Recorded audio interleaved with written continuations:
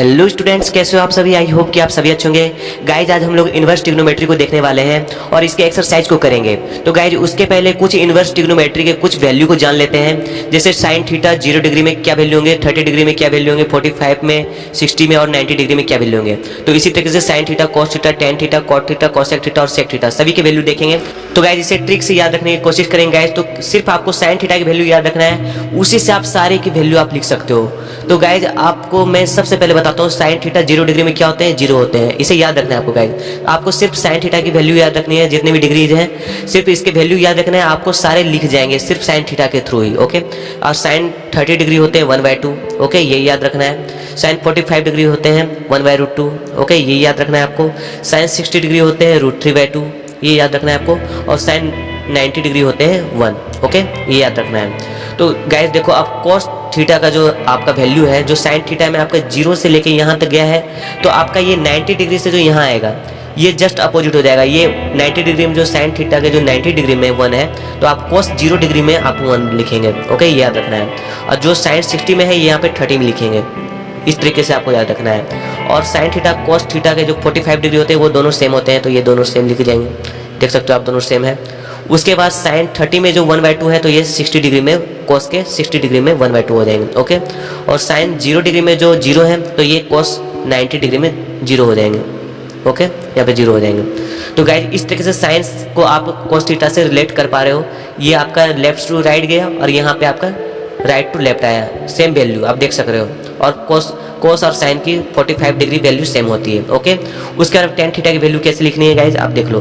Ten 0 degree 0 होती है, ये याद रखना है आपको। ओके, उसके बाद गाइज आपको पता है कि tan theta equal to sine theta by cos theta होता है। अगर गाइज ये दोनों की आप डिवाइड करोगे, जैसे मान लो आप यहाँ पे डिवाइड करते हो दोनों की वैल्यू को, आपको टेन थीटा की क्या होती है value, sine theta by cos theta, ये आपकी फॉर्मूला होती है। आपने 10th में पढ़ा होगा, 11th में भी पढ़ा होगा। तो गाइस साइन थीटा की वैल्यू 1/2 होती है 30 में। ओके, उसके बाद कॉस थीटा की वैल्यू √3/2 होती है। ओके, तो अगर ये दोनों कट जाएंगे तो ये कितना आ जाएंगे, 1/√3। तो यानी टेन 30 डिग्री में क्या लिखेंगे, 1/√3, 1/√3। ओके, इस तरीके से ये दोनों को डिवाइड करके, अब इस दोनों को डिवाइड करके क्या आएंगे, ये दोनों तो कट जाएंगे, तो ये टेन 45 डिग्री 1 होते हैं। ओके, ये दोनों को डिवाइड कर दोगे।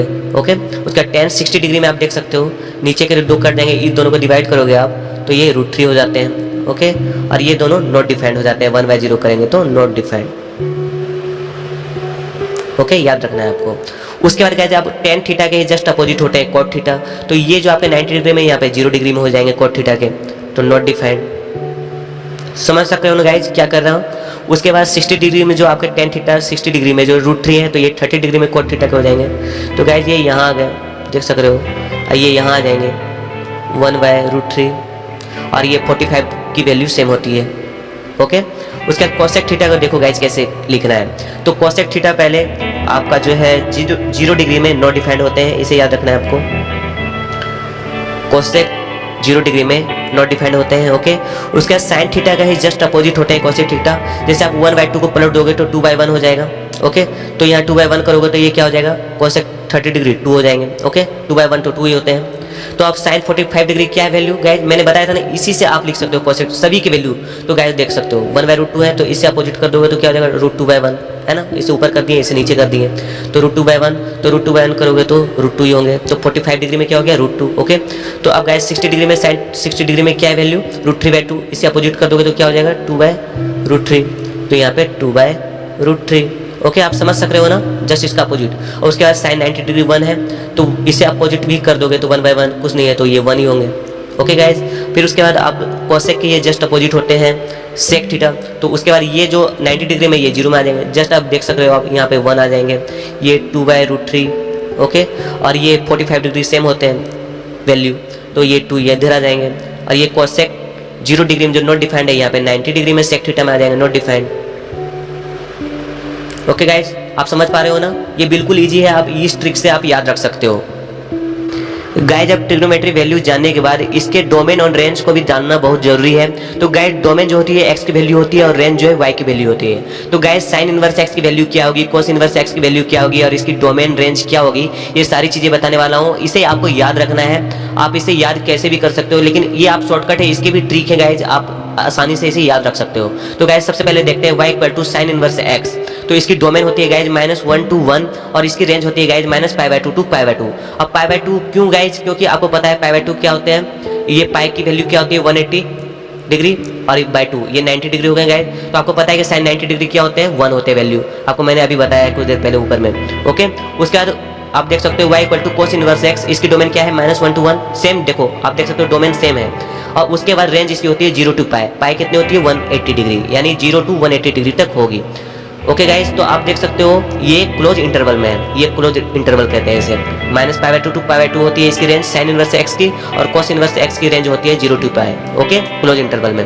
ओके, अब चलते हैं टेन इनवर्स x में, इसकी डोमेन होती है r और इसकी रेंज होती है ओपन इंटरवल में -π/2 to π/2। जैसे साइन इनवर्स में थी वैल्यू, इसकी क्लोज इंटरवल में थी -π/2 to π/2, इसकी ओपन इंटरवल में है -π/2 to π/2। आप देख सकते हो रेंडमली है, उसके बाद 10 की, उसके बाद आप देख सकते हो गाइज कोट इनवर्स x की डोमेन होती है रियल r, उसके बाद रेंज होती है guys 0 to pi open interval में, जो कि कोस इनवर्स x की थी, वो यहाँ पे कोट इनवर्स x की रेंज है 0 to पाई, लेकिन ये ओपन इंटरवल में है, ये याद रखना है आपको, ये क्लोज में थी ये ओपन में, इस तरीके से आप याद रख सकते हो।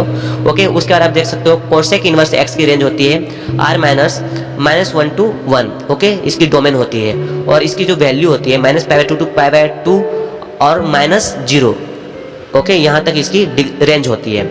उसके बाद guys y equal to sec inverse x, इसकी डोमेन होती है r -1 to 1 और इसकी गाइज रेंज होती है 0 to पाई, ये क्लोज इंटरवल में होती है, और यहाँ पे पाई ओपन इंटरवल में ओपन इंटरवल में π/2। ओके गाइज, ये आपको याद रखना है गाइज। इसके बाद एक्सरसाइज को करते हैं। अब एक्सरसाइज को करने में आसानी होगी अगर आपको ये याद रहती है, तो वो बिल्कुल ही ईजी से आसानी से बन जाएगी गाइज। आप लोगों को ये आपको याद रखनी है बस।